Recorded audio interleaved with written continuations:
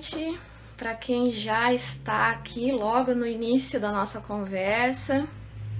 Sejam bem-vindas, bem-vindos. E hoje vamos falar de um tema bem importante, né? Não que os temas anteriores não tenham sido tão importantes quanto, mas esse é um tema bem especial, até porque tem pouquíssima gente falando disso aqui no Brasil, né? Oi, boa noite. Infelizmente ainda é uma área de pesquisa que é quase inexistente, né, no Brasil. Existe sim muitas pesquisas. Oi, Bárbara, boa noite. Existem muitas pesquisas de gênero sobre mulheres em âmbito mais geral, né? Isso a gente tem bastante. Mas sobre mulheres dentro da superdotação, são pouquíssimos estudos, né? Existe uma falta imensa de pesquisa mesmo aprofundada, né, de mestrado, de doutorado, que é o local de grande produção de conhecimento, né? Ainda a gente tem aqui no Brasil os grandes locais, né, de fomento de conhecimento científico ainda são os programas de mestrado e doutorado das universidades. Então, nesses espaços, a gente tem uma carência gigantesca de pesquisa na área das altas habilidades como um todo, e dentro das altas habilidades, a questão de gênero é praticamente ainda intocada, vamos dizer assim.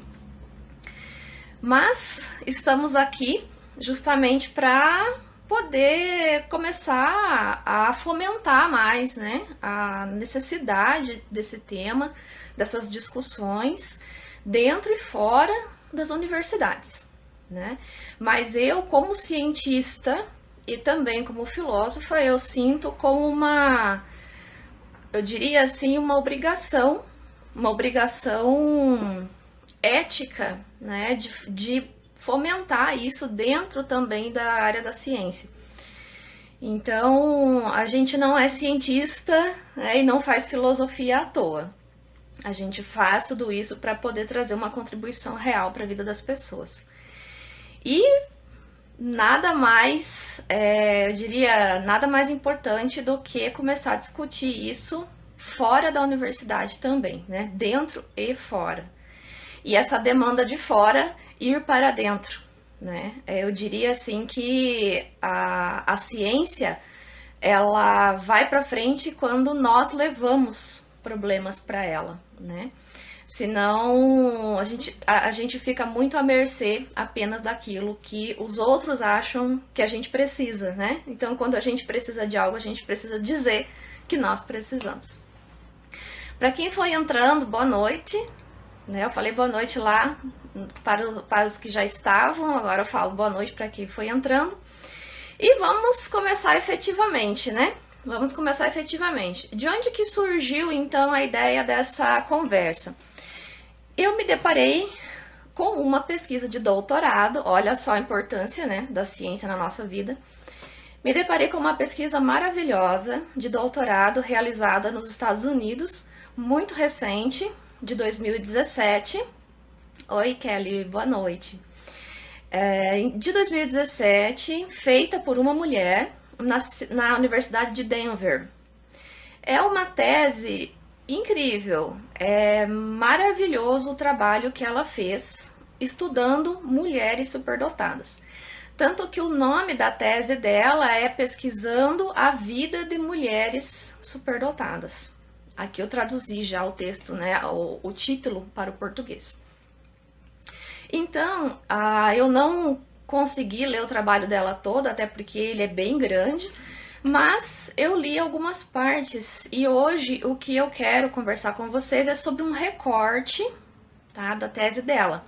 Então, nós vamos conversar sobre pesquisa científica, né, dentro da área.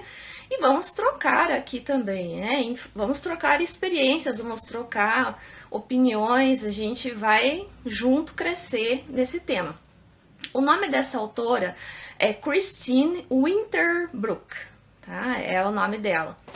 E a partir então de todo o estudo que ela realizou com mulheres, ela fez uma pesquisa com entrevistas e estudou todas as fases de vida dessas mulheres. Então, ela na entrevista ela estudou a infância, a adolescência, a vida adulta e apenas uma participante dela já era idosa. Então, ela estudou também, vamos dizer assim, a terceira idade, a partir dessa única participante dela. É muito, muito show o estudo que ela fez, né?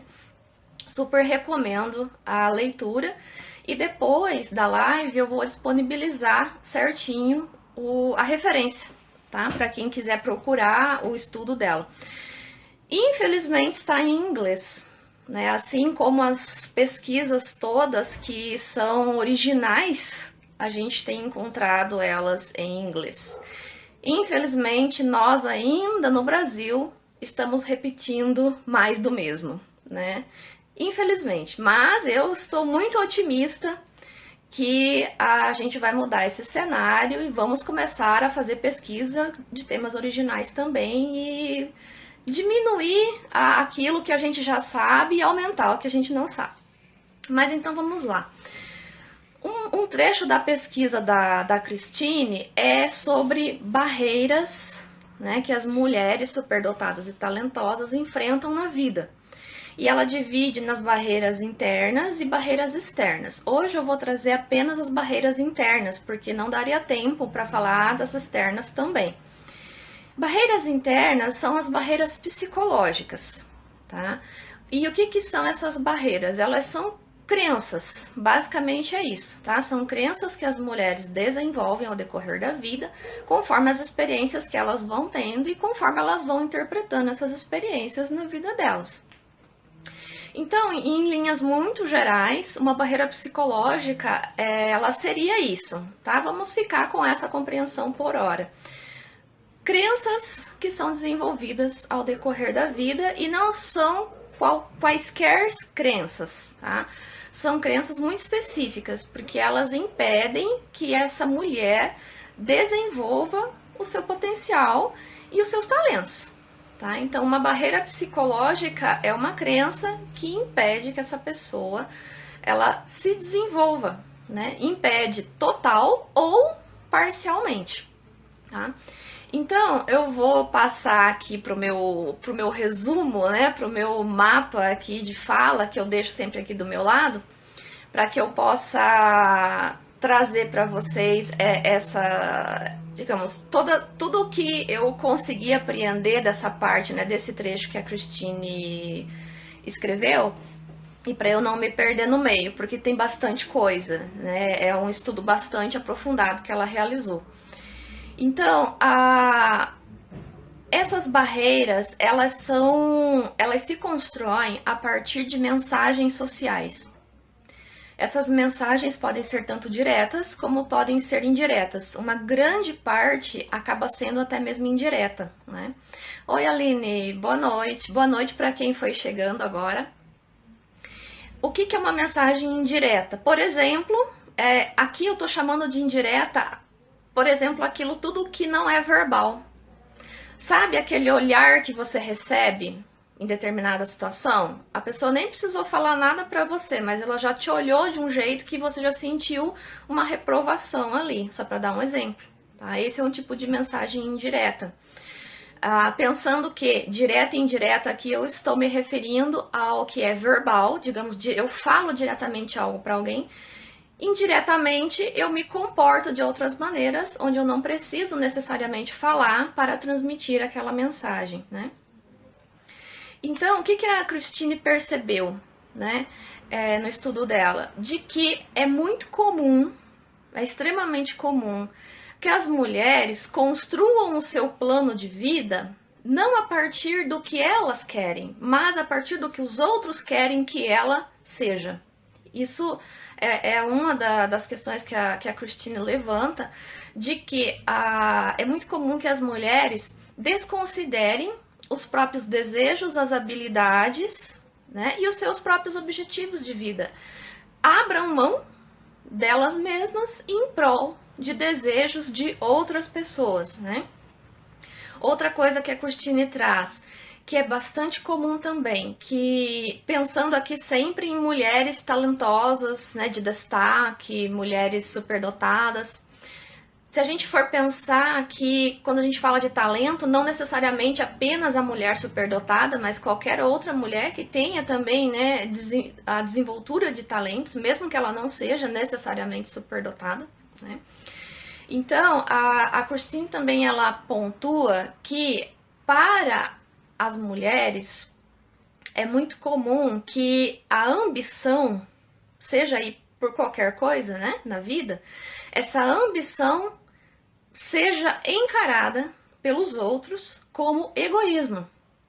Em outras palavras, se a mulher pensa nela, ela está sendo egoísta. Então, é assim que a sociedade tende a olhar para a ambição das mulheres. E isso, para muitas mulheres, vai fazer com que ela vá gradualmente baixando o seu nível de, vamos dizer assim, de buscas, né? Ela pode, a princípio, ter um projeto de vida onde ela quer ser uma determinada coisa, mas devido a essas mensagens, ela vai diminuindo o grau, digamos assim, do seu autoinvestimento, né? Ou seja, eu vou me contentando, e eu digo eu aqui, tentando representar as mulheres, né? Não necessariamente eu, a Patrícia, mas eu, mulher, pensando outras mulheres. Então, eu vou me contentando com menos. E isso vai se reforçando ao decorrer da vida, né? E aí, outra coisa também que a Christine pontua, e aqui eu estou apenas na introdução ainda, né? Ainda não cheguei a falar das barreiras por enquanto, é o sério conflito que muitas mulheres vivenciam entre carreira e família, né? E esse é um conflito já levantado pelas pesquisas na área de gênero, né? Não é uma coisa exclusiva das altas habilidades, né? Mas vamos pensar as mulheres mais talentosas ainda, né? Para as mulheres superdotadas. E a Christine, ela coloca, né, que enquanto para os homens ter carreira e família é exigido deles, né? Ou seja, é super aceitável, né, que os homens tenham carreira e tenham família, para as mulheres não. Porque para as mulheres ainda é delegado apenas a família e não a carreira, né? Então, para as mulheres superdotadas e talentosas que desejam ambas as coisas, isso vai muito frequentemente gerar um grande conflito na vida dela. Eu já vou falar também um pouco mais sobre isso, porque isso vai aparecer mais na frente como uma barreira psicológica também.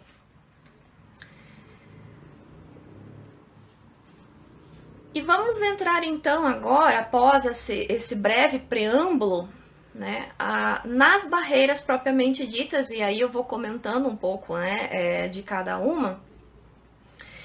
E entrando mais especificamente então nas barreiras, o que a Christine coloca, né? O que são essas barreiras? Como eu já comecei falando um pouco antes, para quem entrou agora, boa noite. Eu falei bem no início o que são, né, essas barreiras psicológicas, e a Christine coloca, né, que são crenças que impedem total ou parcialmente que a pessoa se realize, tá? Hoje nós estamos falando mais especificamente de mulheres, mas pensem sempre qualquer pessoa, tá? Porque isso também acontece com os homens, mas com eles pode ocorrer de maneiras até diferentes. Talvez não tão exatamente como as mulheres, mas também acontece com os homens, tá? Mas hoje eu vou centrar mais a minha fala nas mulheres, o que não quer dizer que a gente não pode pensar isso também para os homens superdotados e talentosos, né? Isso a gente pode até vir a conversar em outra live sobre os homens, né? A gente precisa falar de todo mundo. Mas vamos hoje então apenas fazer esse recorte, porque não tem como a gente falar tudo de uma vez, né? Então, o que essas barreiras fazem, tá? A Christine coloca que essas barreiras, elas fazem com que a mulher, primeiro, ela esconda a inteligência dela dos outros, né? E comece a duvidar das suas habilidades. Ela começa a achar que ela não é tão boa assim naquilo que ela, no fundo, sabe que ela é. Então, essas barreiras já começam a se mostrar dessa forma. Então, quando a pessoa já começa a duvidar da sua inteligência e começa a achar que já não é tão boa assim, a gente já começa a perceber aí o funcionamento de barreiras que já estão em andamento, né? Outra coisa importante que a Christine coloca é que nem todas as mulheres superdotadas e talentosas vão vivenciar todas essas barreiras, tá? Varia muito de pessoa para pessoa. Então, as barreiras que ela elenca pode variar muito, né? Então, isso também é importante, né? Para a gente não pensar que todas passam pelas mesmas coisas, mas podem vir, né, a passar por uma, por duas, por mais, né? Enfim.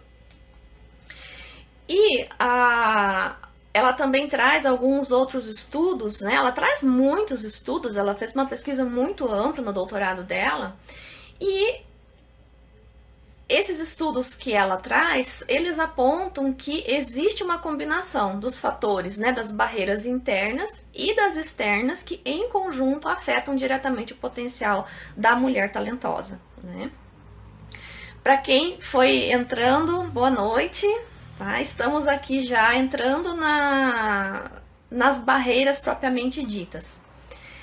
Eu vou citar as barreiras primeiro e aí eu venho comentando, pontuando um pouco de cada uma delas. Então, são 8, tá? Que a Christine elenca no estudo dela.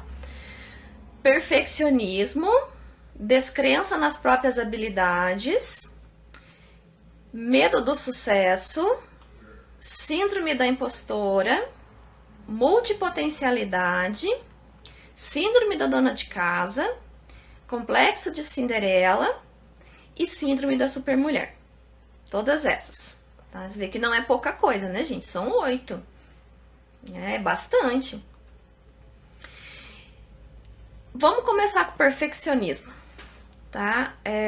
Ela vai trazer que tem autores que defendem que tem perfeccionismo saudável e não saudável.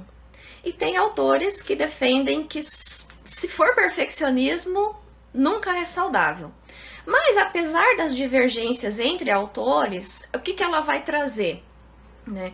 Que o perfeccionismo, vamos pensar que um perfeccionismo exacerbado, né, ele vai trazer prejuízos para a vida dessa mulher, né, independente se existe ou não um perfeccionismo que possa ser, digamos, não saudável, né? Independente disso, ela está partindo daquele que afeta e prejudica a vida da mulher. E aí ela coloca também que, dependendo do nível do perfeccionismo, ele pode ser positivo e até inclusive motivar essa pessoa. Mas, dependendo do nível, quando ele começa, digamos, a crescer demais, ele necessariamente se tornará prejudicial e vai levar como uma das suas consequências um subrendimento para essa pessoa, né? Que aí vai entrar justamente, né, naquela questão, né, de que o que é esse perfeccionismo exacerbado que vai trazer prejuízos? Ela coloca que é aquele perfeccionismo que faz com que essa mulher, né, superdotada, talentosa, ela eleja para a vida dela metas impossíveis de serem alcançadas. E ela vai gastar a sua vida tentando realizar essas metas que ela nunca vai conseguir. Então imagina o sofrimento disso, né? E essas metas podem ser em qualquer área da vida, pode ser no trabalho, pode ser na família, pode ser com ela mesma e assim por diante, né? Ou seja, é uma autocobrança, vai se tornar uma autocobrança que vai trazer muito sofrimento, né, para a vida dessa pessoa. E o perfeccionismo, ele vai justamente partir de uma ideia construída, né, uma ideia que gradualmente ela vai ganhando tamanho de que é possível ser perfeita. Mas essa ideia, ela é um ideal, né? Ela não é uma coisa real, né? Isso não existe na realidade. Mas essa mulher, ela vai construir isso de que ela pode chegar nesse ideal de perfeição, né? No trabalho, na casa, como mãe, enfim, ela pode estender isso para todas as áreas da vida dela, né? E a Christine coloca, né, como que começa a surgir essa barreira psicológica? Começa justamente nas expectativas parentais. O que ela quer dizer com isso é a família dessa menina, né? E aí ela vai trazer algumas coisas muito interessantes com relação a isso, de que essas meninas, né, elas tendem a interpretar as cobranças dos pais para com ela como uma demanda de perfeição. E aí, essa menina, né, superdotada, talentosa, ela vai interpretar também que qualquer mínimo erro que ela cometa é uma coisa muito terrível, é uma coisa muito grande e é uma coisa muito negativa, né? Então são duas interpretações que entram em conjunto para o desenvolvimento desse perfeccionismo. E começa na família. A live da semana passada, né, que eu e a Paula trouxemos a questão, né, dessas expectativas dos pais com relação ao segundo filho, e a Paula pontuou bastante sobre a questão de que se o segundo filho é menina, né, então aqui é como se fosse uma extensão da live da semana passada, para a gente pensar mais especificamente com relação às meninas superdotadas, né. E olha que interessante, a Christine também vai trazer o seguinte, ó, que meninas muitas vezes sentem que devem agradar os outros. Olha só, né? E que por isso as expectativas dos pais e depois gradualmente da sociedade pesam muito sobre elas. Porque há uma tendência para que as meninas achem que precisam agradar os outros o tempo todo. E isso, se for reforçado no seu ambiente familiar, tende a construir, né, a favorecer para que essa construção de uma ideia de perfeição vá tomando forma, vamos dizer assim, né? Isso também tem a ver, e aqui não é na tese da Christine, nesse trecho ao qual eu estou me referindo aqui, que eu vou inserir. Se a gente pensar lá nas sobreexcitabilidades, que é minha área, uma das minhas linhas, né, de pesquisa, essas meninas, elas são muito sensíveis, tendem a ser, né, tendem a ser muito sensíveis emocionalmente. Então, essa sensibilidade faz com que ela, digamos, capte muito mais os estímulos externos, né?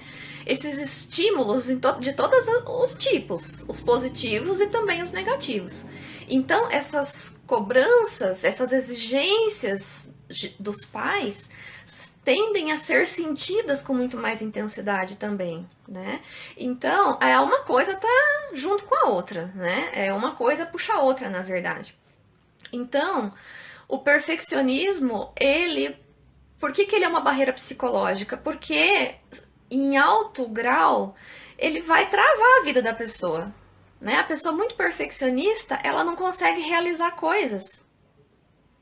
Ela tem vontade de fazer uma coisa, mas tem que ser tão perfeito, que ela pode até não conseguir chegar ao final. Porque nunca tá bom o suficiente, né? Ela acredita que nunca tá perfeito. E isso gera um monte de ansiedade, isso gera um monte de autocobrança, e a pessoa pode até adoecer por causa disso, né? Sem contar que ela vai ter outros prejuízos, porque geralmente a pessoa perfeccionista perde prazo, porque não conseguiu terminar no prazo, porque tinha que ficar muito perfeita e não ficou. A pessoa chega atrasada nos seus compromissos. Isso, não raro, pode vir a começar a desenvolver uma desconfiança das outras pessoas, porque, nossa, eu contei com aquela pessoa para me entregar uma determinada coisa e a pessoa não me entregou. né? Então, ou seja, isso vai gerando muitas vezes um mal-estar social, né? E vai revertendo como aspectos negativos, né? Sobre a pessoa, né? Então, o perfeccionismo é algo que realmente pode se tornar uma barreira muito forte para o desenvolvimento.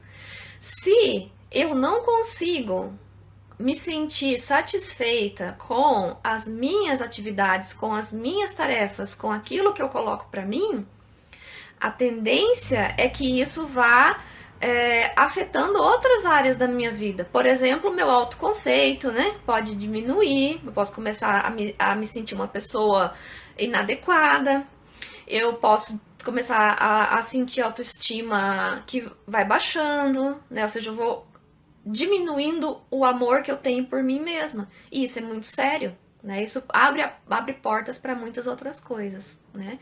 Então, o perfeccionismo é a primeira barreira que a Christine coloca. Depois ela vai falar de outra, que é a descrença nas próprias habilidades, né? E ela vai falar que a autoconfiança das meninas superdotadas tende gradualmente a diminuir conforme avançam os anos escolares. Olha só. As pesquisas que ela levantou trazem isso, de que conforme vai passando os anos, por exemplo, ensino fundamental, ensino médio, vamos dizer aí faculdade, a tendência é que a autoestima das meninas vá diminuindo. E, inclusive, as pesquisas que ela traz aponta que isso começa no ensino fundamental. E se por acaso, digamos, a menina passa bem pelo ensino fundamental, ela vai ter muito mais chances também de desenvolver a partir do ensino médio. E se ela conseguiu ser brilhante no ensino médio, tem pesquisas que mostram que ela tem chances de diminuir a autoestima durante a faculdade. Ou seja, parece que é a vida toda, né? Assim, a mulher está sempre vulnerável a ter problemas emocionais, né? E isso tem a ver com as questões sociais, né? Em cada uma dessas etapas da vida, né? Respondendo uma pergunta aqui sobre a gravação da live, sim, tá? Ela vai ficar gravada, ela fica 24 horas no Instagram, mas depois ela vai ficar disponível também no YouTube, tá bom? Então, olha só que perspectiva assim negativa, né, para as mulheres superdotadas e talentosas, né? Claro que isso não vai acontecer com todas, né? Mas as pesquisas mostram que é muito incidente o número de meninas que têm a sua autoconfiança diminuída, a sua autoestima diminuída, conforme ela vai passando pelos anos escolares, né? Então ocorre o que? Um rebaixamento, né, da autoestima, da autoconfiança e, claro, do autoconceito, né? Então, isso vai se construindo como uma descrença nas suas próprias habilidades, né? E isso se torna uma barreira psicológica, porque depois, na vida adulta, se eu não acredito que eu sou capaz, vai ser muito mais difícil para eu realizar o meu potencial. Vai ser muito mais difícil. É literalmente mesmo uma barreira, né? A próxima que a Christine coloca é o medo do sucesso. Parece uma coisa meio estranha, né? Porque parece que o comum seria medo do fracasso, né? Mas existe o medo do sucesso, que em 1972 foi inicialmente chamado de efeito Horner por conta do nome do pesquisador que descobriu esse fenômeno. E depois disso recebeu o nome de Síndrome do Medo do Sucesso.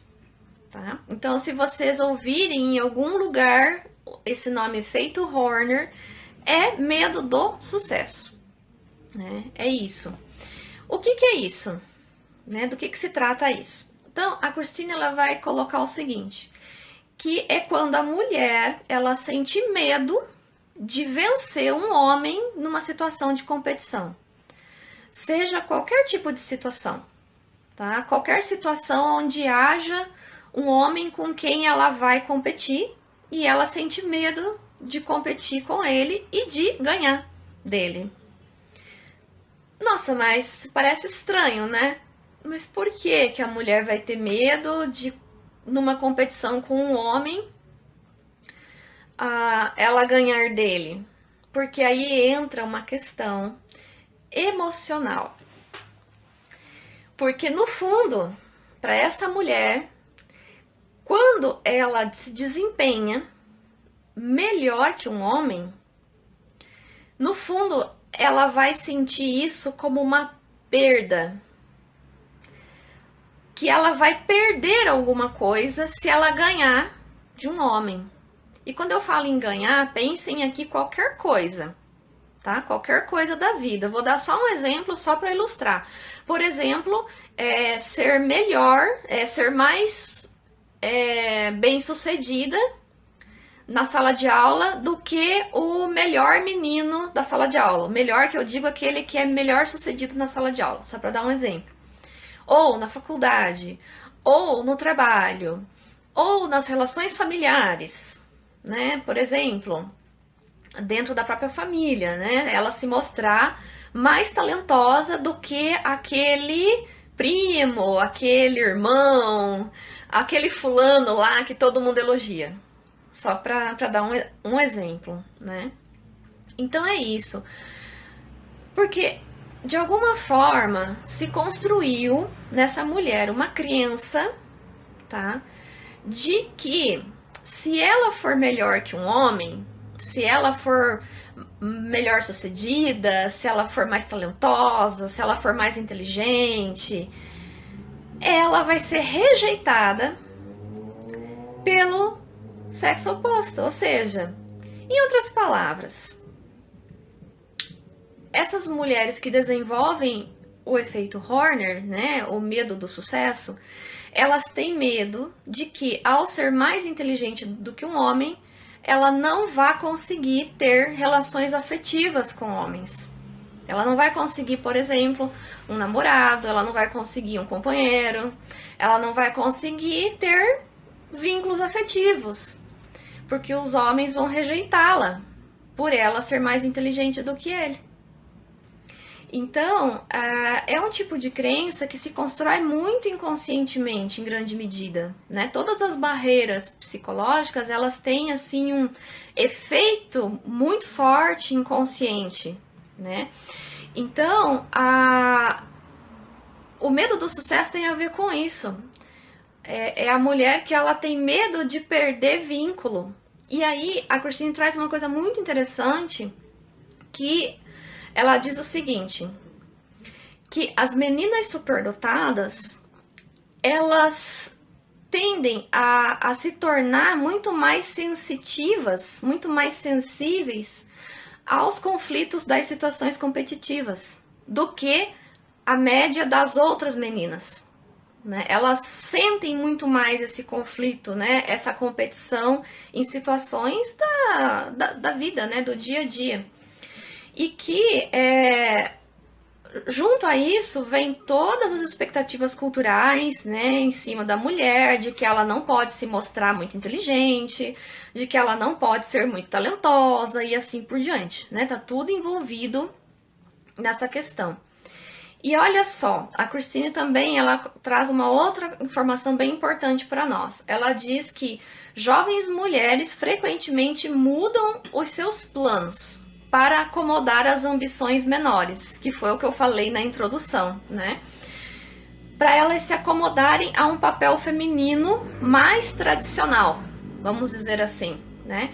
E elas deliberadamente atrasam o seu desenvolvimento, né? Atrasam os seus esforços, diminuem o nível das suas habilidades para elas poderem se encaixar melhor naquilo que a família espera dela, naquilo que a escola espera, naquilo que o chefe espera, ou os colegas de trabalho esperam, né?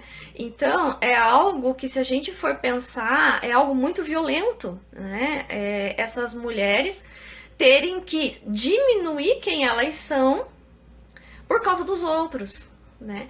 E inconscientemente ela sente que se ela se mostrar tal qual ela vai ter uma perda, né? Ou seja, as pessoas não vão gostar dela, né? As pessoas não vão querer saber dela, né? O nome da autora que eu estou mencionando é a Christine Winterbrook. Ela escreveu uma tese de doutorado sobre isso, tá? E depois, no final da live, eu vou postar no meu Instagram a referência bem certinho para quem quiser consultar. Só respondendo aqui uma pergunta que surgiu. Vamos para a síndrome da impostora.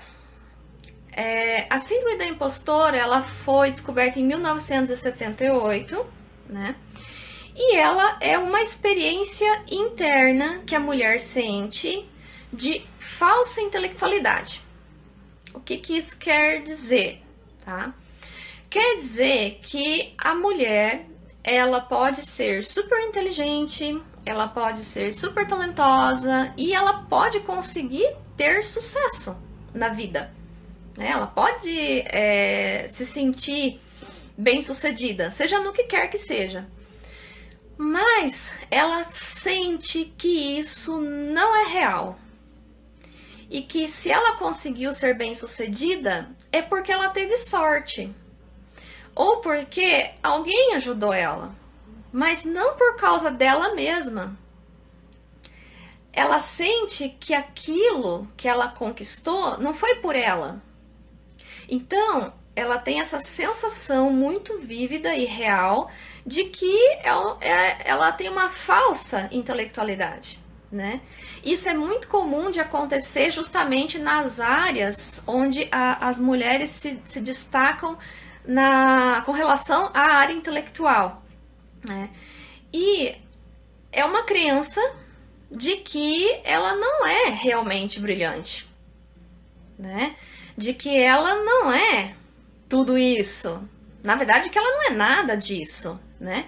E ainda ela sofre, porque além dela não se achar, não é nenhuma questão de não se achar capaz, é de ter a certeza de que ela não é tudo isso, né? Além dela sofrer com isso, ela ainda sofre porque ela tem medo que os outros descubram que ela é uma farsa. Então, gente, é muito sofrimento. Essa barreira psicológica, ela é muito sofrida.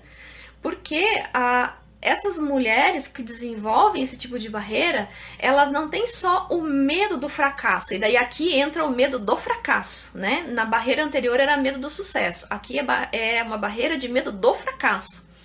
Ela tem terror de fracassar. Não é só um medo qualquer. É um terror muito grande de fracassar. Ela tem muito medo, muito medo. E a autoestima geralmente é baixíssima, né? A autoestima tá lá embaixo. E ela acredita que o sucesso, então, não é merecido, porque se ela não tem essa intelectualidade toda, ou esse potencial todo, ela não merece aquilo que ela recebe socialmente como reconhecimento. Então, ela não consegue aproveitar nada do que ela alcança, né? Porque ela acha que ela está enganando as pessoas, que ela não merece aquilo que ela recebe. Por exemplo, se ela receber um elogio, se ela receber um prêmio, se ela receber, ou se ela conquistar algo, sei lá, passar num concurso, ou fazer algo que ela gostaria muito, né? Oi, Flávia, boa noite. E essa síndrome, ela é muito, muito sofrida. Eu já atendi na clínica, tá? Eu tenho experiência de atendimento clínico com essa síndrome e é exatamente como a Christine descreve na tese dela, sem tirar e nem pôr nada. É exatamente o que ela coloca lá. A forma como essas mulheres se sentem e como elas agem no mundo, né? E olha que interessante que ela traz também sobre isso. As meninas, elas, primeiro, quando elas são mais novas, né, elas tendem a conseguir enxergar que elas são espertas e que elas são inteligentes. Elas conseguem ver isso, em grande maioria. Mas, quando elas têm uma experiência de falha, que elas julgam como falha, como erro, como fracasso, né? Mesmo que seja muito pequeno, há uma tendência maior nas meninas superdotadas a interpretar isso como algo muito ruim, né? E se vocês perceberem aqui, não é à toa que eu comecei falando de perfeccionismo lá no início, porque aqui tá sempre uma ligação com o perfeccionismo, né? Porque se eu, por exemplo, cometo um pequeno equívoco, e se eu acho que isso é muito grande, tipo, é uma coisa assim imensa, é um erro imenso, isso gera em mim todo um sofrimento, né? Essa visão negativa que eu tenho perante isso, né? E a tendência, segundo a Christine, é de que perante então essa experiência, essas meninas comecem a acreditar que aquele erro, aquela falha, mesmo que pequena, é porque ela não tem habilidade. Então, aqui a gente tem uma sequência da construção dessas barreiras, né? Que começam nas vivências sociais e que ganham determinada forma, né? Por exemplo, se eu interpreto que um erro que eu cometi é uma coisa muito ruim, né? Que eu não poderia ter cometido aquele erro, etc., né? Se isso ganha uma dimensão emocional muito negativa, a tendência é eu tentar compreender o porquê que eu cometi esse erro. E nas meninas superdotadas, elas têm uma tendência a acreditar que, bom, se eu cometi um erro é porque eu não sou tão habilidosa assim, porque eu não sou tão inteligente assim, né? Então, essa é uma tendência que ocorre com as meninas, e tendência aqui não quer dizer que vai acontecer com todas. Isso vai depender de vários fatores. Mas é algo que faz com que a gente olhe para isso com mais sensibilidade, né? E perceber que realmente as mulheres superdotadas, as meninas, elas têm um âmbito de vulnerabilidade, né? E que a gente precisa olhar para isso. Todos nós, família, profissionais de saúde, profissionais de educação, todo mundo, né? Só vou responder aqui uma pergunta e aí eu já retorno para as demais barreiras. Qual a abordagem que você utiliza na clínica? Eu trabalho clinicamente dentro da psicologia humanista, tá? Dentro das três grandes vertentes, né, das três grandes abordagens da psicologia, que é a psicanálise, o behaviorismo, né, que é a psicologia comportamental. E o humanismo, eu estou dentro do humanismo e trabalho especificamente dentro da perspectiva do Carl Rogers, né, com a psicoterapia centrada na pessoa. Então, é essa abordagem que eu uso com os meus clientes, tá bom? Seguindo então, próxima barreira, multipotencialidade. Primeiro, o que é isso, né? A multipotencialidade, segundo a Christine, é a habilidade de realizar múltiplos talentos e habilidades com excelência. É isso que é a multipotencialidade. Em outras palavras, é ter muitos interesses e fazer bem muitas coisas. Isso é muito comum nas pessoas superdotadas, né? Não só nas mulheres, nos homens também, nos meninos também. Isso é próprio das pessoas superdotadas, da grande maioria delas, né, de não se prender apenas numa tarefa, apenas numa área de interesse e poder realizar várias áreas, né, várias tarefas com excelência, com um grande talento, né, vamos dizer assim. Então, a multipotencialidade é isso, tá? É essa capacidade de poder ter né, ser multitarefas, né, gostar de muitas coisas. E aqui eu gosto muito do que eu assim, gosto de pensar sobre coisas que eu já ouvi. Mas como assim você gosta de coisas opostas? As pessoas acham que as coisas são opostas, né? Por exemplo, gostar de línguas e gostar de matemática.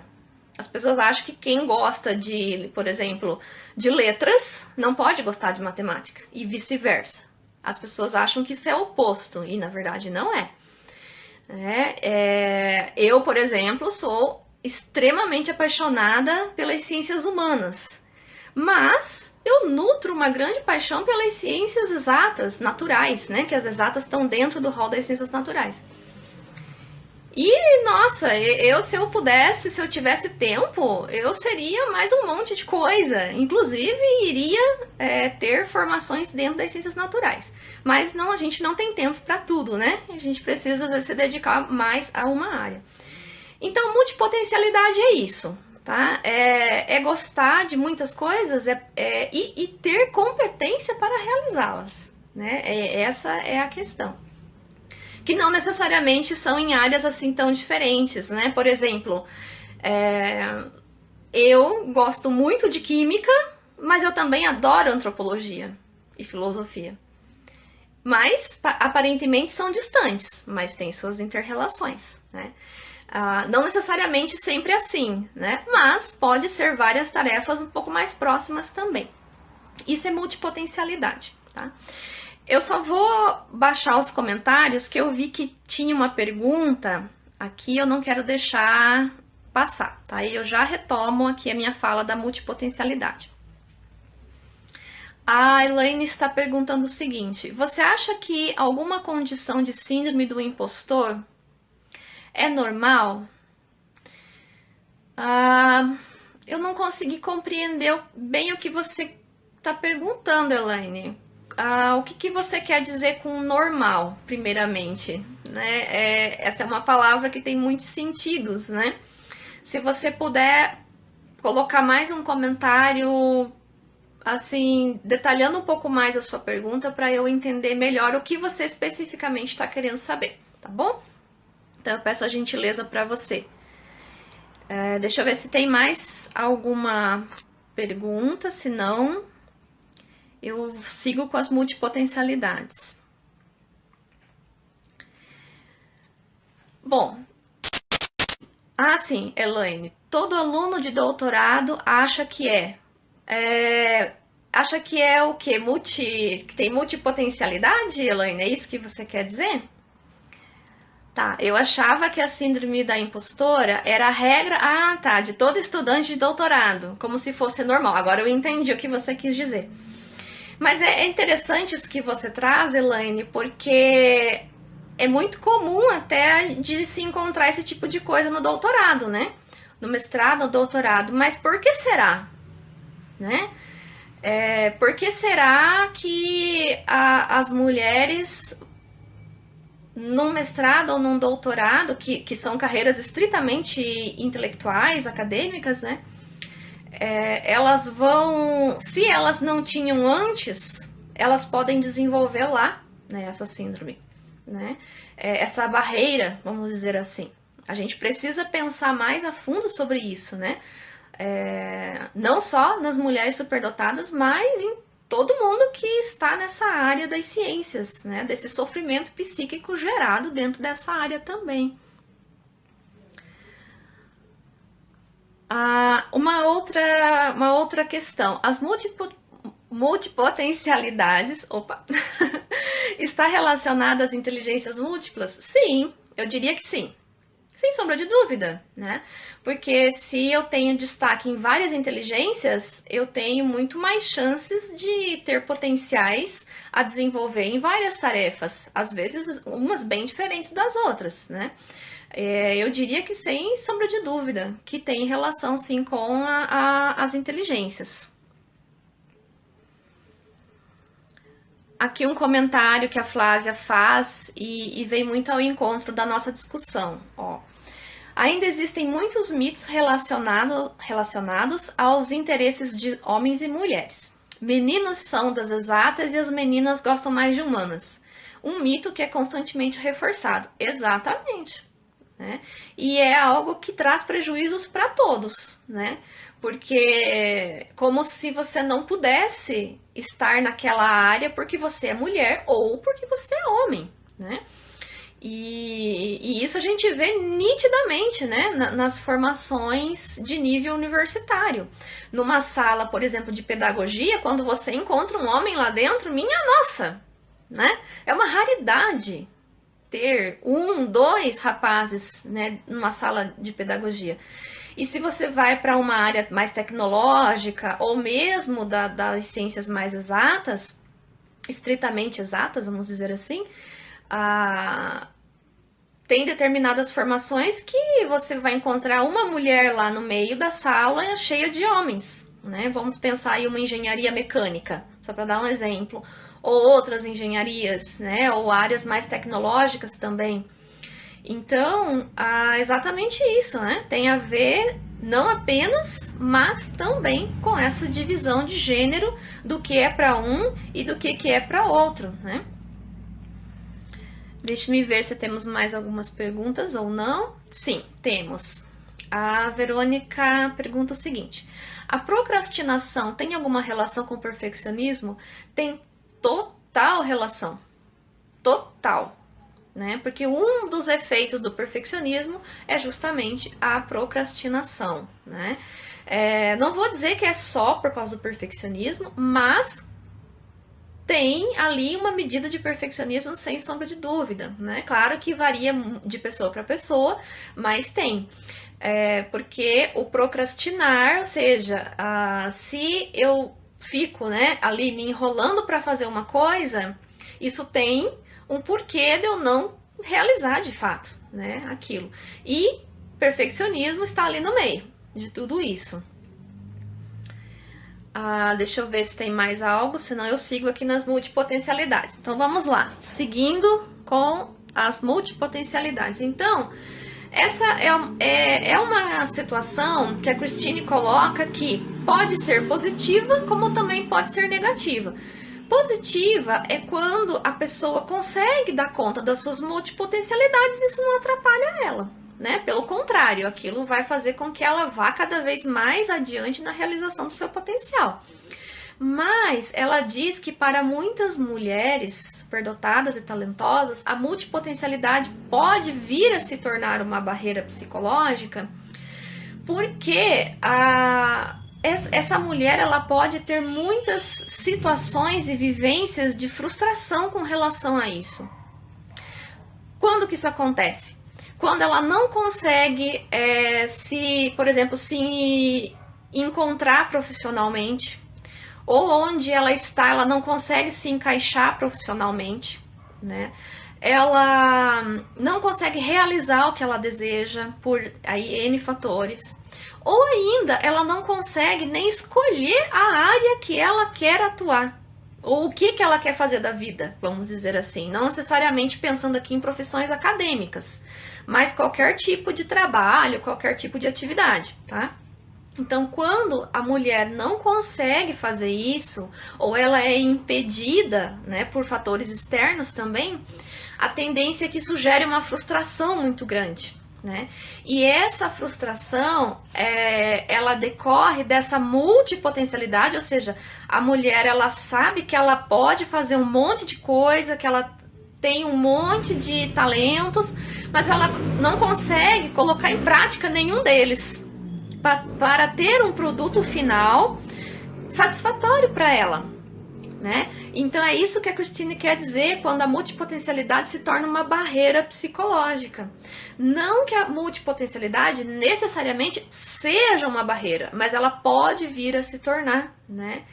E ela diz que duas características marcantes das mulheres com multipotencialidade é a avidez por conhecimento, ou seja, são aquelas mulheres que sempre querem conhecer, né? Ou seja, essa avidez. E também uma necessidade contínua de aprender coisas novas. Ou seja, duas características super marcantes das altas habilidades, né? E então, ou seja, são aquelas mulheres que elas estão sempre buscando aprender e sempre buscando conhecer, seja o que quer que elas se interessem por conhecer, né? Então, uma coisa bem importante que eu achei que a Christine coloca é que as pessoas superdotadas, e aqui não só mulheres, abrindo para todos os gêneros, as pessoas superdotadas muitas vezes podem precisar mais de assistência quando se trata de planos de carreira, ou enfim, planos de vida, que as outras pessoas. Por quê? Porque enquanto uma outra pessoa, ela gosta de uma coisa, e ela sabe que é aquilo que ela quer fazer na vida, porque ela gosta daquilo e ponto. Já a pessoa superdotada, ela gosta de 10.000 coisas. E ela pode chegar a um ponto de não saber a qual escolher, porque ela vai ter que escolher. Né? Isso pode se tornar um drama, inclusive, na vida dela. Né? E isso gerar muito conflito, porque ela gosta disso, mas ela também gosta daquilo, e também gosta daquele outro, e gosta daquele outro. Então, vai fazer o quê? E daí, muitas vezes, isso pode gerar uma trava, né? De não conseguir se decidir por qual caminho seguir. Porque, inevitavelmente, vai ter que decidir, né? Eu vejo, por exemplo, eu tenho múltiplos interesses. Se eu pudesse, eu faria faculdade de Química, eu faria de Ciências Políticas, eu faria de Antropologia, eu faria faculdade de Letras. Que mais? Ia fazer Ciências Sociais, ia fazer Arqueologia e provavelmente até alguma engenharia aí no meio ainda. São múltiplos interesses, mas eu não posso fazer tudo. Eu tenho que escolher algo para me dedicar, né? Então, é isso que a Christine quer dizer, tá? Essa dificuldade de conseguir colocar em prática o seu potencial devido a não conseguir nem se decidir por qual caminho seguir, né? E olha que interessante também, uma outra informação muito importante em relação a isso. A Christine diz o seguinte, ó. Jovens superdotadas e talentosas recebem a cobrança de ter sucesso por elas mesmas, sem ajuda de ninguém, né? E por causa da sua multipotencialidade, elas recebem, né, essas expectativas, que são expectativas de que elas deem conta de tudo, sem precisar de ajuda. Então, desde muito cedo, as meninas já são cobradas de que elas deem conta de tudo. Porque afinal, nossa, se você é tão inteligente, se você é tão talentosa, você não precisa de ajuda nenhuma. Você pode se dar conta sozinha. E aí que está a raiz daquela nossa comum percepção de que as meninas amadurecem mais cedo que os meninos. Gente, o que é isso? Isso é cobrança social. Porque os meninos não recebem o mesmo grau de cobrança das meninas para amadurecerem. Afinal, tem muitos homens de 40 anos que ainda são filhos da mamãe, né? Tem a mamãe lá para cuidar dele. 40 anos, gente. Uns de 50, né? Então, enquanto que as meninas já se exige delas que elas ali com 10, 12 anos já praticamente sejam adultas, né? Então, a raiz está nisso daqui, né? Essa cobrança social sobre as meninas muitas vezes faz com que elas, sim, entre aspas, amadureçam mais cedo, porque a gente também tem que problematizar que negócio é esse de amadurecimento, que chamam, né? O que isso quer dizer? Amadurecer é o que exatamente? Né? A gente também precisa problematizar isso para poder ter um parâmetro, né? E eu vejo que isso comumente não é feito. O que nós estamos chamando de amadurecimento? E outra coisa, qual é o custo disso? O custo emocional para as meninas e para os meninos também, né? Porque se a gente exige certas coisas demais ou de menos, a balança desequilibra, né? Ela pende muito para um lado ou para o outro.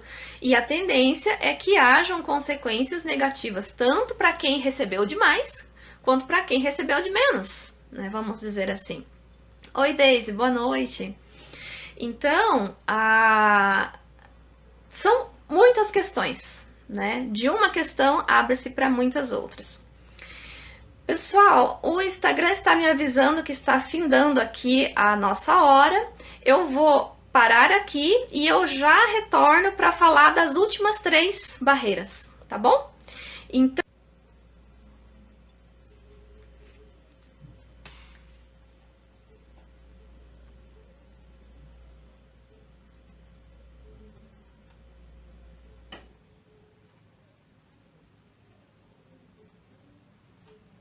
Estamos voltando para falarmos sobre as últimas barreiras.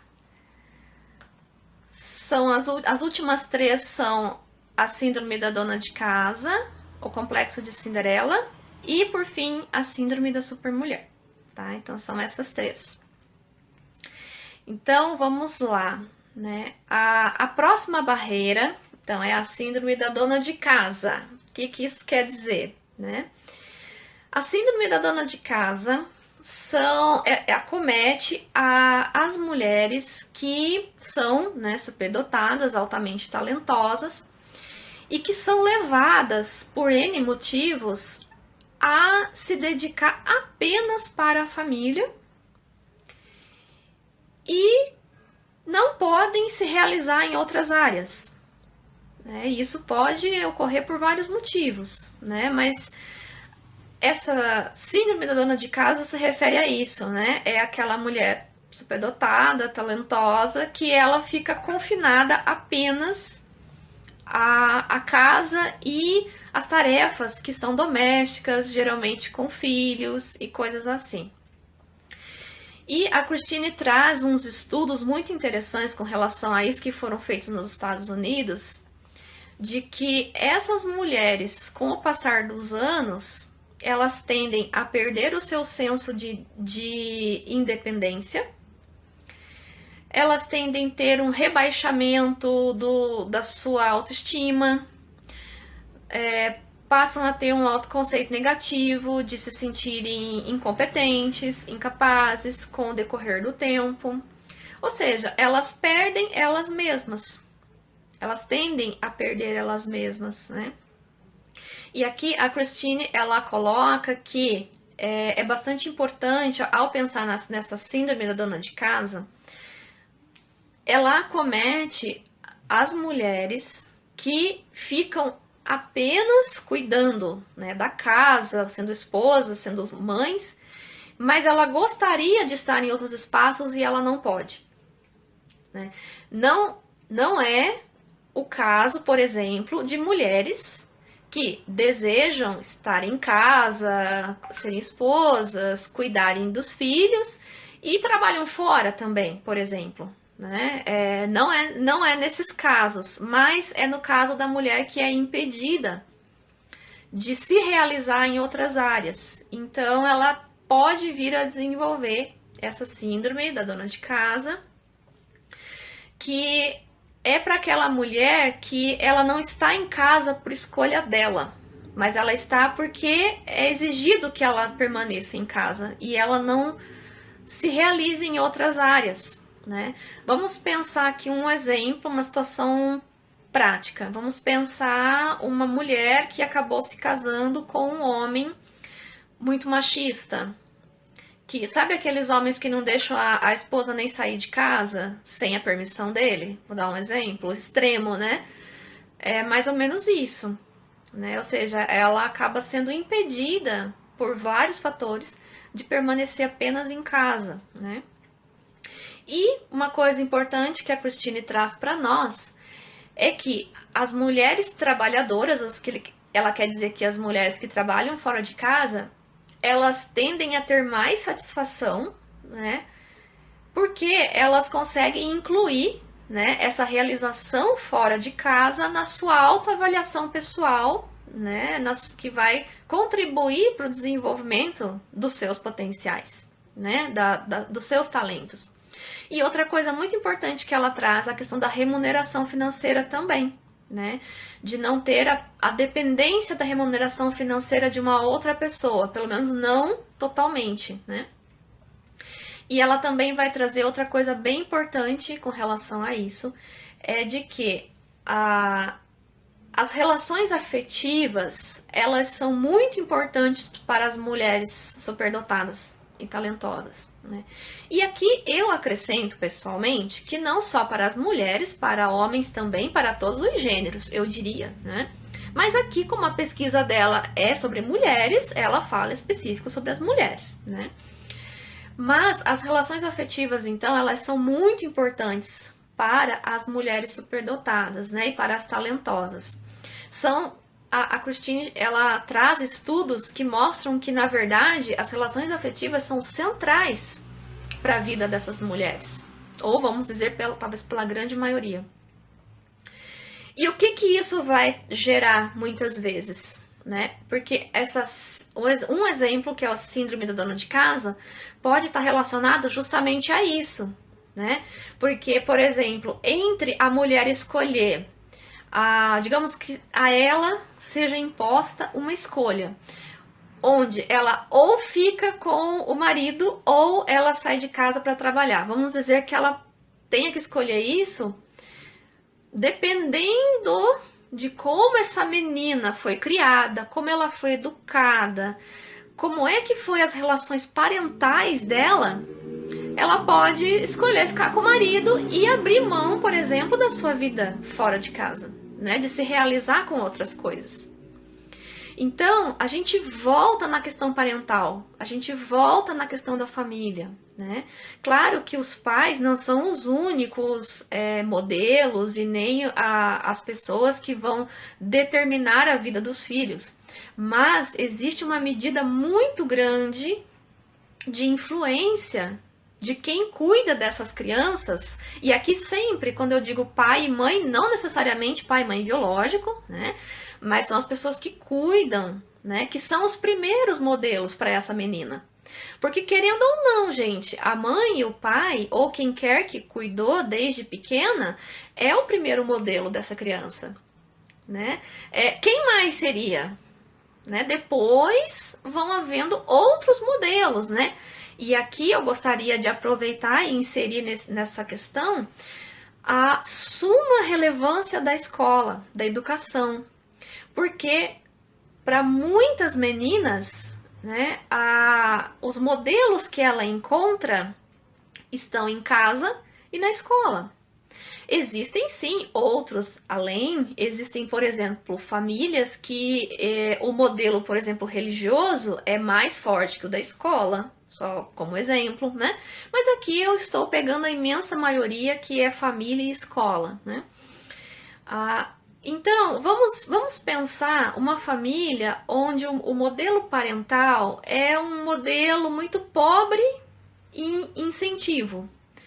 É muito pobre até mesmo em relações afetivas, né? É pobre de condições emocionais para ofertar para essa menina condições para que ela se sinta amada pelo que ela é, né? Então, imagina se em casa ela não tem um modelo de incentivo, que incentive a independência dela, que incentive as inteligências, os talentos, etc. Mas vamos pensar que na escola ela encontre um professor, uma professora, que seja esse modelo para ela, né? Esse modelo de incentivo, esse modelo de alguém que enxergue quem ela é. A gente não tem como negar que esse modelo na escola vai influenciar também. Vai concorrer com esses modelos parentais. Então, gente, a educação, ela não é pouca coisa, ela não é qualquer coisa na nossa vida, né? Então, esses modelos, aqui eu dei exemplo de família, escola, mas vamos pensar agora em âmbito de sociedade. É possível também encontrar modelos incentivadores em outros lugares, né? E esses modelos, eles podem competir com os modelos parentais. Agora, imagina uma sociedade em que essa menina, na casa, ela é desmerecida, né? Ela não é vista. Aí ela vai na escola, um professor, uma professora não enxerga ela também. Aí ela vai em outros espaços, né? E ninguém enxerga ela. Como que vai ficar a autoestima dessa pessoa?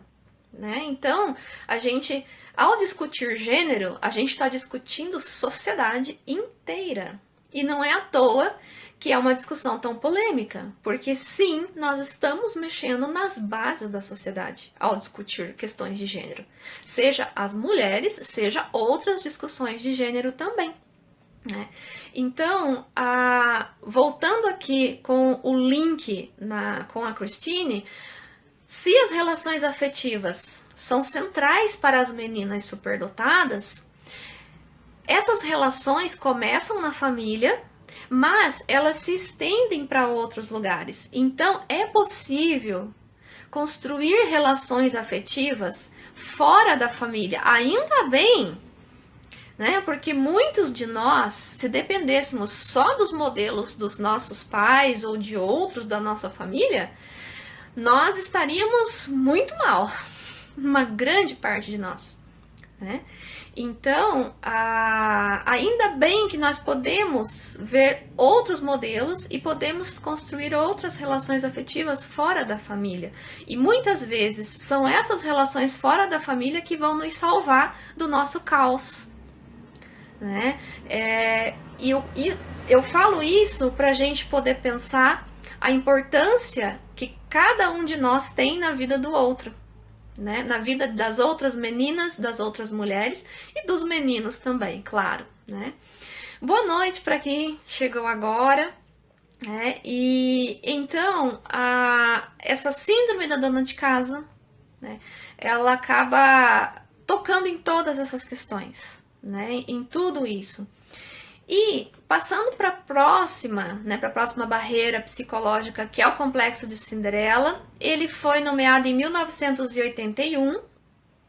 Se vocês perceberem, todas essas barreiras elas foram sistematizadas cientificamente dos anos 70 para cá, né? Então é bem recente a sistematização disso. Não quer dizer que antes já não ocorresse, mas eu digo cientificamente a sistematização disso. O que é o complexo de Cinderela, né?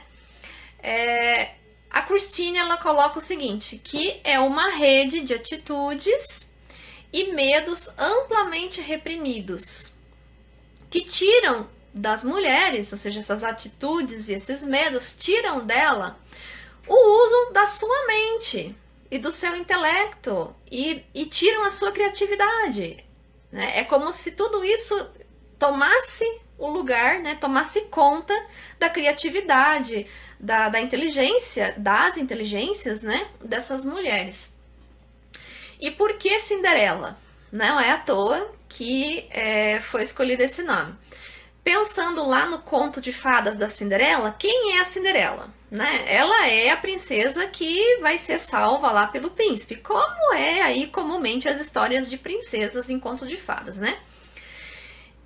Mas a Cinderela, ela é aquela personagem que ela fica esperando o príncipe aparecer, né, digamos assim, na vida dela. E é por isso que esse complexo recebe esse nome, porque são mulheres que esperam que alguma coisa externa a elas resolva a vida delas. Né? Elas se retiram da responsabilidade sobre a sua própria vida e jogam essa responsabilidade para um homem, porque elas acreditam, né, elas desenvolveram uma crença de que é o homem que tem competência para cuidar dela e não ela mesma. Né? Ela não tem capacidade e competência para cuidar de si mesma. Então é muito triste essa barreira. Eu acho que é uma das mais tristes, porque é uma pessoa que se anula totalmente do seu poder, né, do seu poder pessoal. E ela fica totalmente dependente de uma outra pessoa. Então, a autoestima e o autoconceito dessas mulheres que sofrem com esse complexo é colocado todo na mão de um homem. Geralmente será o seu parceiro amoroso, né? Porque essas mulheres, elas não conseguem ficar sem um parceiro amoroso, né? Elas não conseguem ficar sozinhas. Elas estarão sempre envolvidas com algum parceiro amoroso, né? E mesmo que esse parceiro seja uma pessoa que a faça sofrer, ela vai continuar com ele, né? Porque ela é movida por essa crença de que sozinha ela não dá conta. Ela tem que alguém tem que cuidar dela, né? Vamos dizer assim. E a Christine traz um estudo sobre isso, elencando 4 fatores que põem em risco as meninas superdotadas e talentosas de desenvolver esse complexo. Olha o primeiro. Famílias que pressionam a filha a casar muito cedo. Sabe aquelas famílias que exigem que a menina case logo, porque ela tem que casar, porque é esse que é o papel dela. Ela tem que ser casada. Gente, pode parecer estranho falar isso, mas em pleno século XXI, tá cheia de famílias assim. Tá cheia, tem muitas, tá? Segundo fator, casamento com fins financeiros. Porque, sim, no século XXI, nós temos muitas famílias que exigem que a sua filha case com um homem rico. Ou case com um homem que tenha uma condição financeira. Sim, existe. Né? Esse é um outro fator. Terceiro fator. Famílias que não apoiam as escolhas e as opções da menina. Né? Isso também, infelizmente, é muito comum. Né? E o quarto fator de risco para o desenvolvimento dessa barreira é famílias que não incentivam a independência e a realização da menina. Ou seja, então são 4 fatores que eles estão aqui desmembrados, mas eles ocorrem sempre juntos, né? Porque se a gente pensar aquela família que exige que a menina case muito jovem ou que case com um homem rico, é claro que essa família não vai incentivar ela a ser independente, né? Uma coisa está totalmente ligada à outra. Né? É claro que não vai incentivar a autonomia dessa menina, né? Está incentivando que ela seja dependente de um homem, né? Para quem entrou agora, boa noite. Então, a gente vê que as coisas são todas muito interligadas, umas com as outras, e por isso são muito complexas, né? E vamos para a última barreira das 8, né? Que a Christine elenca na sua tese de doutorado, que é a síndrome da supermulher. Essa eu penso que acomete qualquer mulher com muita facilidade, não apenas as mais talentosas e menos ainda as que são superdotadas. Eu diria que toda e qualquer mulher corre o risco de desenvolver essa barreira, porque ela é muito naturalizada e legitimada na nossa sociedade neste momento do desenvolvimento socioeconômico que nós estamos. São as mulheres com síndrome da supermulher, é aquela mulher que é o faz tudo. Ela acha que tem que fazer tudo, que ela tem que dar conta de tudo sozinha. Eu imagino que vocês devam conhecer mulheres assim. Eu conheço várias que são assim, né?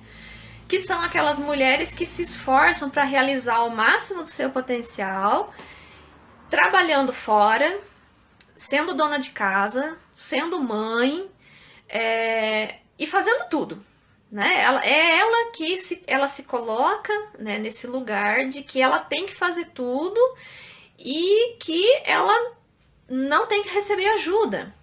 Né? De que, por exemplo, as outras pessoas da família não tem que ajudar, porque ela acredita que ela tem que fazer, né? Que isso é dever dela de dar conta de tudo sozinha, né?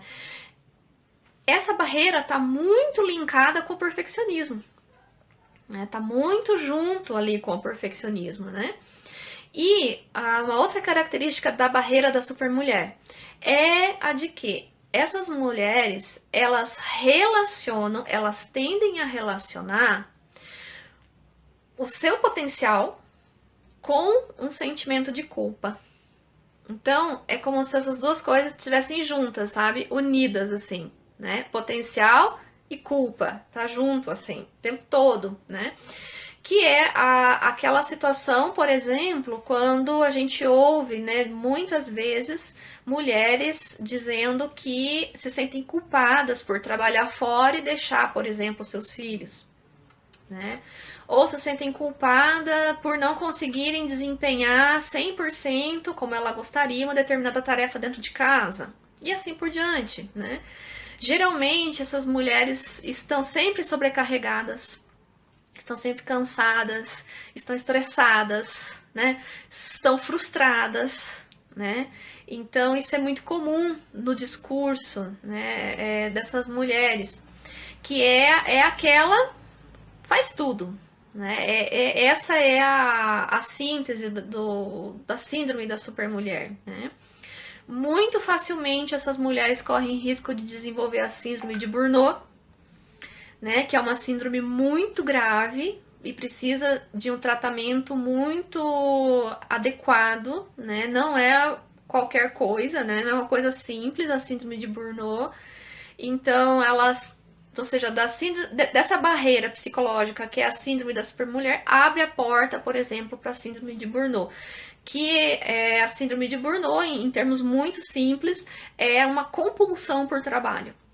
É a pessoa que trabalha e ela nunca para, ela trabalha 24 horas por dia se ela puder, ela perde horas de sono, ela não tem lazer, ela trabalha sábado, domingo, feriado, né? Ou seja, é uma pessoa que se tornou compulsiva por trabalhar, né?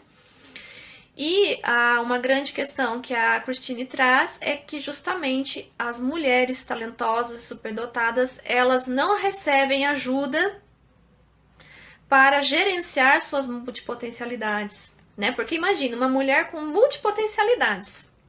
É muito fácil de ela assumir muitas responsabilidades, né? É muito fácil que o marido fique meio encostado, pensando naquelas que são casadas, né? Porque ele tá muitas vezes casado com uma mulher que trabalha fora, que cuida das crianças, que leva e traz para tudo que é lado, que ela vai lá e faz e resolve. É muito fácil a outra pessoa se acomodar, né? Então, não estou dizendo que os casais são sempre assim, felizmente não, né? Felizmente tem casais que gerenciam e com bastante equidade as tarefas e tudo mais, mas existem muitos casos de que um lado se acomoda e o outro assume, né? Mas a essas mulheres que estão assumindo muitas responsabilidades, é preciso um momento de reflexão sobre isso, né? E ver quais os efeitos disso na vida, bem como o que está acontecendo para ela assumir tanta coisa.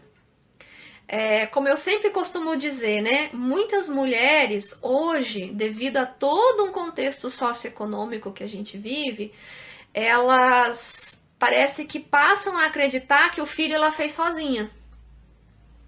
Né? Que ela não teve mais alguém que fez o filho junto com ela, né? E daqui a pouco ela tá cuidando dos filhos sozinha, ela tá fazendo tudo sozinha, né? E se ela não para pensar nisso, né? Ali um instante, poxa, mas o que eu tô fazendo? Né? Mas é claro que isso também pode levar a muitas outras questões, até conflitos, com certeza, né? Pode levar a muitos conflitos. E muitas vezes a mulher ela pode se manter sobrecarregada para não ter que enfrentar os conflitos. Isso acontece, né? Acontece, eu conheço casos assim, eu tenho amigas assim que não são superdotadas e que são assim, que têm sim síndrome da supermulher. Né? Então, é algo muito delicado, é algo que merece um olhar sensível, né? E é muito fácil também quem está de fora julgar essas mulheres, todas elas, né? Com todas essas barreiras. É muito fácil julgar a pessoa que é perfeccionista. É muito fácil julgar a mulher que tem a síndrome da supermulher, a que tem o complexo de Cinderela, né? A que não acredita nos seus potenciais, nas suas habilidades. É muito fácil julgar a que tem a síndrome da dona de casa e assim por diante, né? Mas fazer algo para que isso mude é algo que demanda de todos nós uma mudança de postura perante a sociedade. Um exemplo, quantas vezes, e aqui para quem está aqui nessa segunda parte da live comigo, eu gostaria de fazer uma pergunta a vocês, que vocês não precisam responder para mim, mas podem responder para vocês mesmos, para vocês mesmos. Quantas vezes você enxergou de fato outra mulher? Né? Você elogia uma mulher quando ela faz uma coisa legal? Seja o que for. Você tem esse hábito de dizer para ela, seja uma menina, uma criança, não importa a idade. Eu digo, eu tô falando mulher aqui em qualquer idade. E, gente, outra coisa importante, quando eu falo mulher, eu estou falando de mulher cis e estou falando de mulher trans. Eu estou falando em âmbito bem amplo, tá? Quantas vezes você diz para uma mulher que ela é boa naquilo que ela faz, né? Pode ser uma coisa simples. Nossa, que legal que você fez isso. Seja o que for, qualquer coisa. Não precisam ser grandes, imensas conquistas, né? Mas das grandes até as coisas do dia a dia, né? Então, isso é um exemplo de uma mudança de postura, porque muitas vezes as coisas vão passando e a gente não vai vendo, né? Então, para quem já faz isso, continua fazendo cada vez mais. E para quem não faz, comece a fazer. Comece a elogiar a sua colega de trabalho, se ela fizer alguma coisa bacana. As suas amigas, todo mundo, né? Todo mundo. Porque parece que é pouca coisa, mas isso pode mudar algo no outro.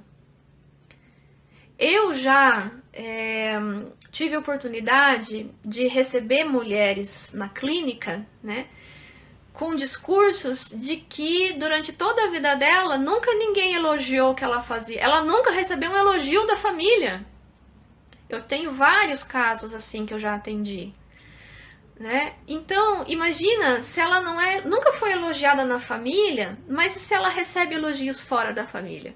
Isso vai fazer toda a diferença, né? Então, parece que é pouca coisa, mas é nas aparentes pequenas coisas que estão as grandes mudanças, né? Então, todas essas barreiras psicológicas, elas têm uma fonte de origem, elas não se constroem de hoje para amanhã, é dentro de anos de construção, tá? Para desconstruir também não é de um dia para o outro, né? É preciso um processo. Esse processo pode se dar de muitas formas, não necessariamente tem que ser em terapia, tá? Pode ser que para algumas pessoas a terapia seja essencial, ela realmente precisa de terapia para desconstruir barreiras psicológicas, mas não quer dizer que são para todas. Outras mulheres, muitas inclusive, podem encontrar outros caminhos, né? E quando eu digo terapia, não apenas as terapias da psicologia, mas terapias em amplo âmbito, né? Que podem contribuir em alguma medida. Então, é algo que é profundo, é complexo, mas que é possível de ser mudado. Então, essa é a boa notícia, né? É possível de mudar tudo isso, é possível de deixar de ter essas barreiras psicológicas, sim. E se é possível, a gente tem muito trabalho pela frente, né? Porque a gente está falando de uma sociedade inteira, a gente não está falando de uma ou apenas de outra pessoa, né? E aqui eu só vou passar então agora aos últimos comentários, tá? Um dos comentários é o seguinte, ó. Ou seja, sendo ou não superdotada, estamos muito mais expostas a transtornos mentais. Eu diria que existe um grande âmbito de vulnerabilidade, né, para as mulheres, porque os transtornos mentais são relacionados às emoções, né, à vida afetiva, ao âmbito afetivo das relações, né? Então, existe uma vulnerabilidade, sim. Mas, pensando em todas as mulheres, as superdotadas, eu acho que elas ainda têm mais vulnerabilidade ainda. Por conta das características da superdotação, né? Por conta, por exemplo, das sobreexcitabilidades, que não estão apenas nas superdotadas, né? Também estão em outras pessoas, mas que é algo que a gente precisa olhar com carinho, a gente precisa compreender isso, né? Porque não é que por causa das sobreexcitabilidades, não é que a relação seja sobreexcitabilidade, vulnerabilidade. Não necessariamente. é que entre aqui as sobreexcitabilidades e as vulnerabilidades existe um trajeto social, né? O que acontece nesse intervalo é a questão, né? Então, essas questões perpassam por tudo que a gente pensa, né? Tudo que a gente puder elencar vai incidir nessas questões todas relacionadas a barreiras, e vamos pensar o seu contraponto, né? Que eu diria que seria a liberdade de realização do potencial, né? Porque as barreiras, elas privam essa liberdade, né? É como se elas aprisionassem a pessoa, né? Então a pessoa não se sente livre para realizar os seus potenciais em forma de talentos, né? Mais um comentário é o seguinte aqui, ó. Fora a autoestima e o complexo de inferioridade do marido. Bom, aqui a gente hoje nem passou, né, por perto de tratar dessa questão, mas ela também está no meio disso tudo, né? E a gente não passou por perto porque, enfim, hoje o tema eram as mulheres. Mas como eu disse em um momento anterior da live, a gente precisa estender essa discussão para todo mundo, para os homens também, né? Os homens não estão isentos de barreiras psicológicas, não estão, né? E precisamos discutir isso também em amplo nível para todas as populações, né? Existe uma tendência de criar uma certa competição. Bem, eu diria que a competitividade ela é social, né? Ela é um valor dentro de uma sociedade como a nossa, que é uma sociedade capitalista, né? Tem um autor que ele trata disso de forma magnânima. Ele foi um sociólogo, um dos maiores intelectuais que o Brasil teve do século XX, e por sinal pouco conhecido, como geralmente são os intelectuais. O nome dele é Milton Santos, tá? E ele trata exatamente desta questão, da competição dentro do mundo capitalista e onde isso vai nos levar se a gente não mudar. É incrível o trabalho dele, tá?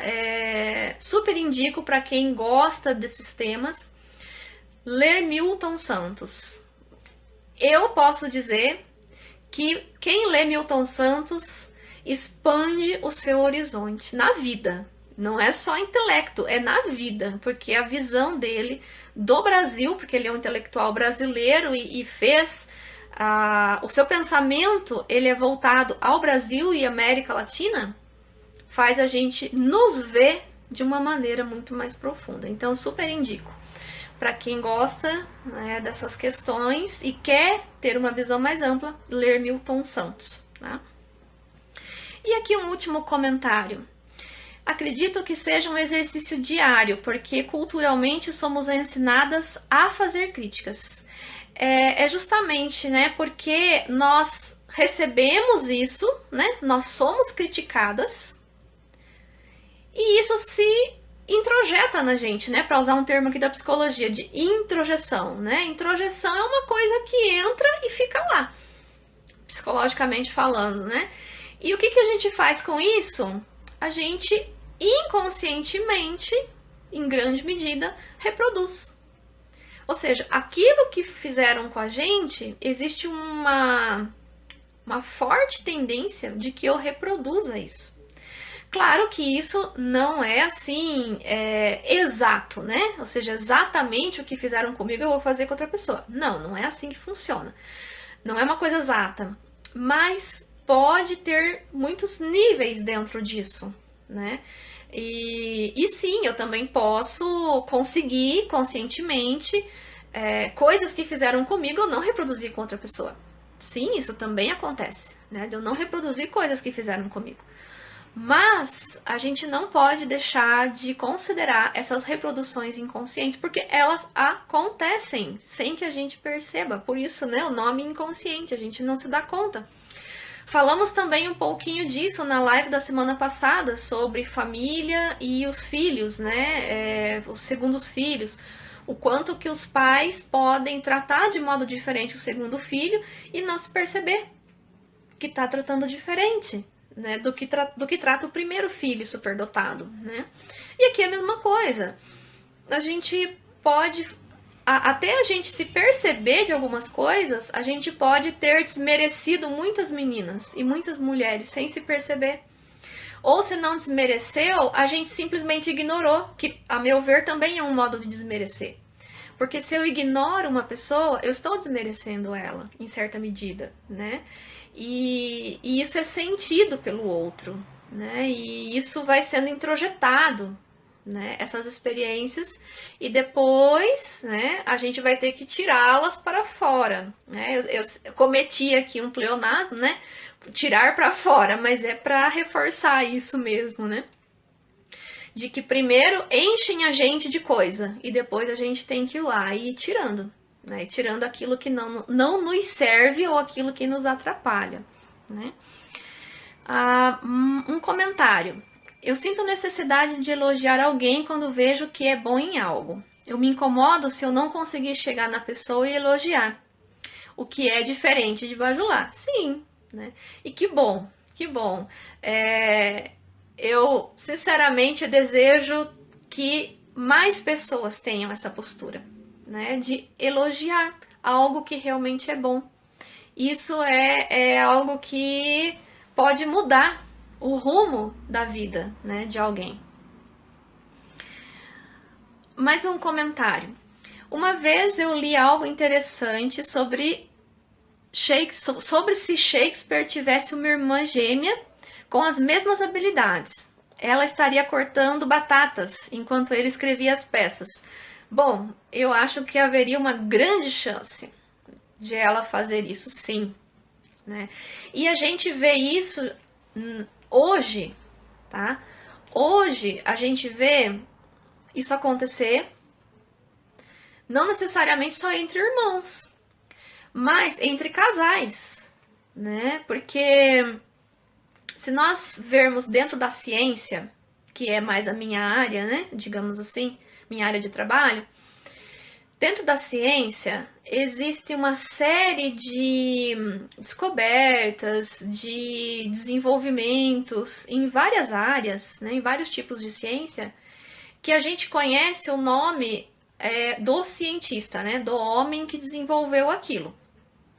Mas quando a gente vai fuçar a história, a gente vai ver muitas vezes que ele era casado e que ele teve uma mulher que também era cientista.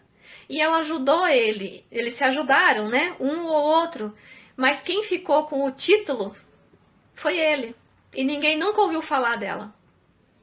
Isso, gente, é muito comum, infelizmente, né? Tem várias histórias assim, várias, né?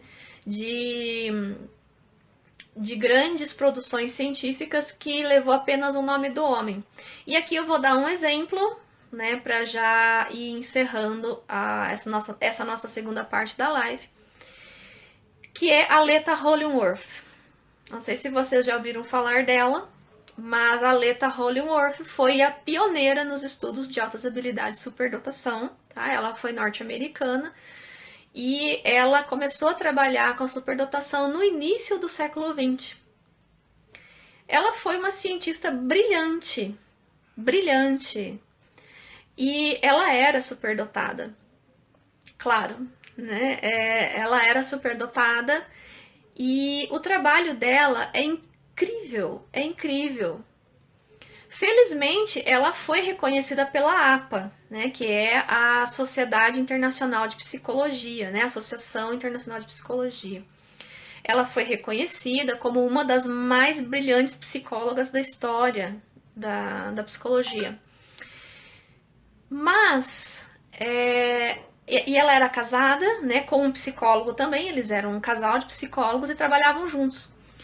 Teve certas partes do trabalho dela que quem levou o mérito foi apenas o marido dela. Ela não aparece, e sendo que foi coisas que ela trabalhou junto com ele. Mas somente ele levou o crédito pelo trabalho, né?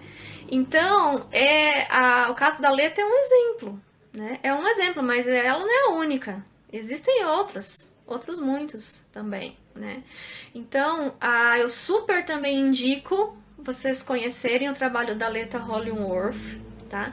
No meu site, lá na aba que trata do que é as altas habilidades, que tem a aba sobre altas habilidades, então dentro dessa aba tem vários itens, e no item de teorias e modelos, eu coloco um pouquinho do trabalho da Leta também.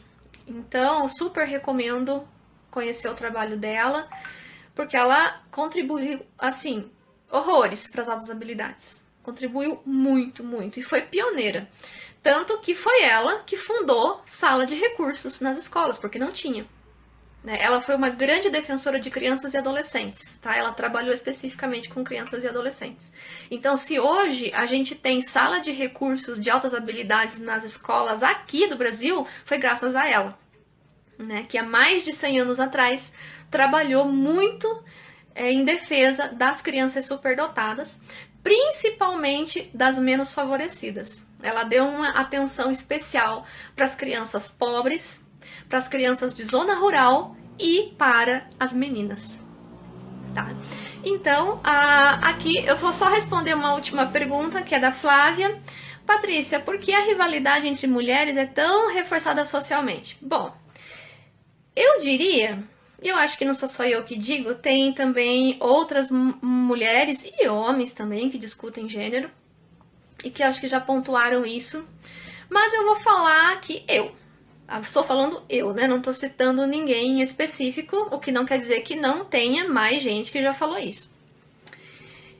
Se a gente pensar numa lógica muito simples, que é a seguinte: quando eu sou inimigo ou inimiga de alguém, ou seja, se eu tenho uma inimizade, se eu tenho uma relação conflituosa, se eu não gosto daquela pessoa, eu não vou me aproximar daquela pessoa, né?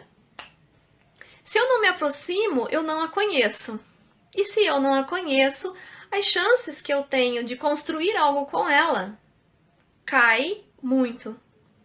Então, a rivalidade é uma forma de separar as pessoas. E pessoas separadas, elas têm menos poder.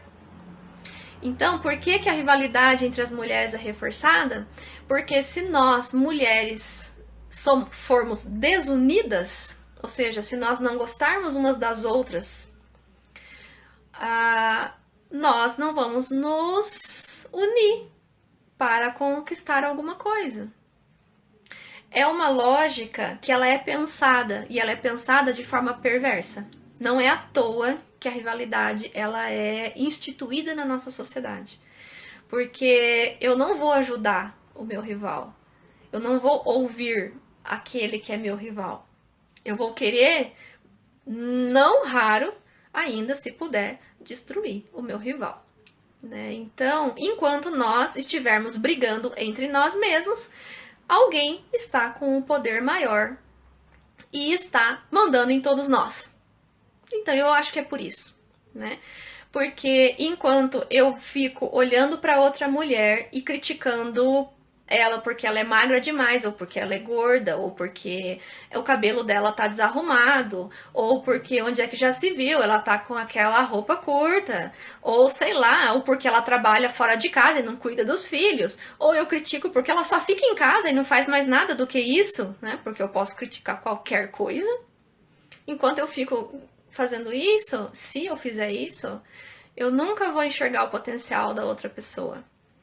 E se os potenciais não são vistos, eles não se desenvolvem. E se eles não se desenvolvem, a sociedade permanece como ela está. Permanece patriarcal, permanece machista e permanece opressora para mulheres e também para homens. Gente, muito obrigada por vocês estarem aqui até agora. Agradeço também quem esteve na primeira parte da live, quem não pôde ficar até o final, mas esteve com a gente até algum momento. E eu espero que essa live tenha sido proveitosa para vocês, assim como foi para mim ler o trabalho da Christine, né? E por isso que eu quis trazer, para dividir com mais gente, porque nós precisamos, né, nos engajar nesse movimento de dividir conhecimento, porque conhecimento é poder, sim. Quem não conhece é mandado por alguém. E às vezes é mandado por alguém muito, muito aquém das suas condições, né? Então, novamente, muito obrigada por vocês estarem aqui e que daqui saiam sementes, cada uma saia vagando e caia, né, em espaços que talvez esteja faltando flores, né? Então, que saiam sementes de muitas flores. Se vocês perceberam, o fundo da minha parede tá cheio de flor, né? Então, eu gosto de fazer adesivo de parede, então essas flores aqui fui eu que fiz. Então não é à toa, né, que eu estou falando aqui de flores. Que saiam muitas sementes e que elas caiam em muitos lugares onde a gente está precisando de flores, precisando de mais beleza, precisando de criatividade, precisando de conhecimento, tá bom?